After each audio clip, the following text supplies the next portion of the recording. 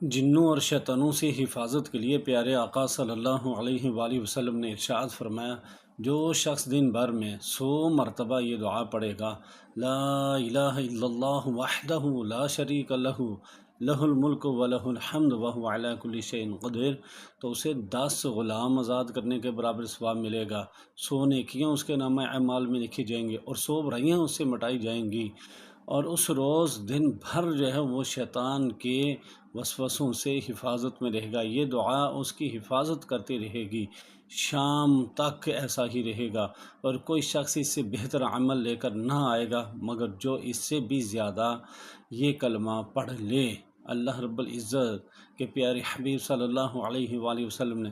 کتنا کمال نسخہ بتایا کہ لا الہ الا اللہ وحدہ لا شریک لہ لہ الملک ولہ الحمد وہو علی کل شیء قدیر، ہر شیطانی وسوسوں سے محفوظ رہے گا بندہ۔